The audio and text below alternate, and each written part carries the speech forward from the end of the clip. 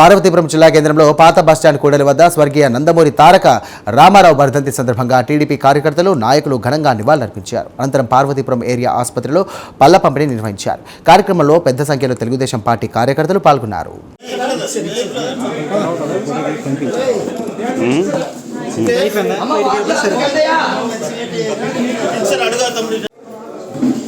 NT Ramarao గారు చనిపోయిన రోజు మన ఎమ్మెల్యే విజయ చంద్రమ్మ గారు ఇచ్చారు.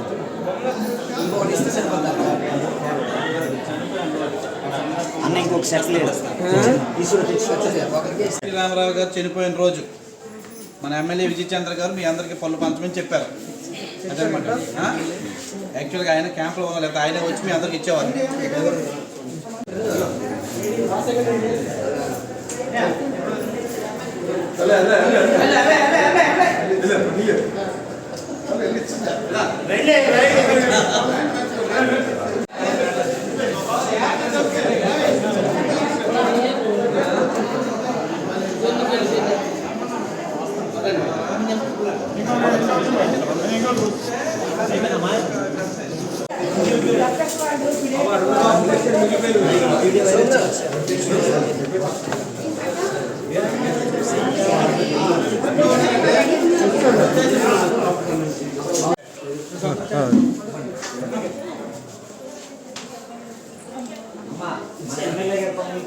ఎన్టీ రామారావు గారు చనిపోయిన రోజు మన ఎమ్మెల్యే గారు మీకు పంపించారు.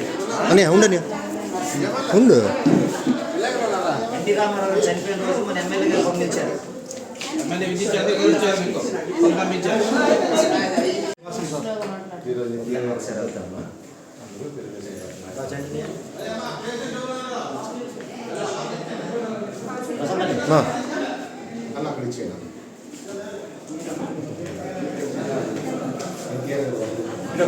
మా ఎమ్మెల్యే గారు పంపించారు. ఎన్టీ రామారావు గారు వర్ధంతి ఈరోజు ఎమ్మెల్యే గారు పంపించారు.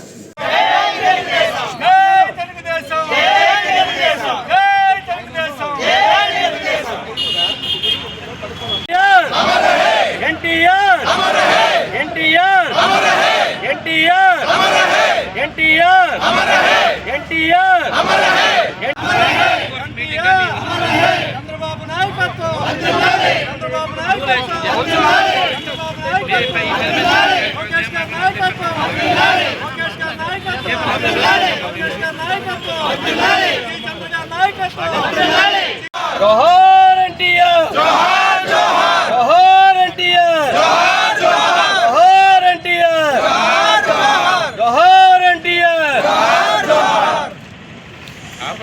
అందరికీ నమస్కారం. మైక్ ఒక్క నిమిషం. స్వర్గీయ నందమూరి తారక రామారావు గారి వర్ధంతి పురస్కరించుకొని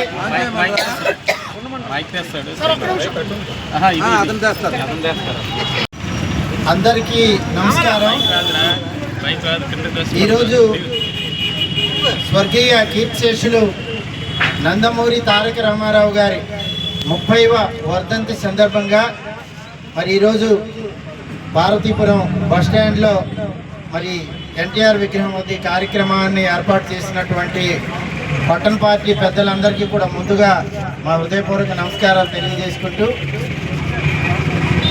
మరి ఈరోజు మన గౌరవ శాసనసభ్యులు శ్రీ భువనేరు విజయ చంద్ర గారు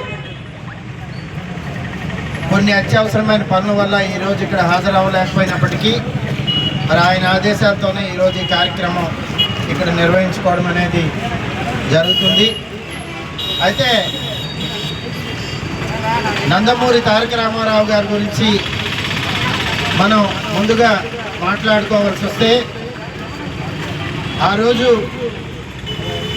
ఈ దేశాన్ని రాష్ట్రాన్ని సుదీర్ఘ కాలం పాటు పరిపాలించినటువంటి కాంగ్రెస్ పార్టీ మీద పెద్ద ఎత్తున అవినీతి ఆరోపణలు వచ్చినటువంటి సందర్భంలో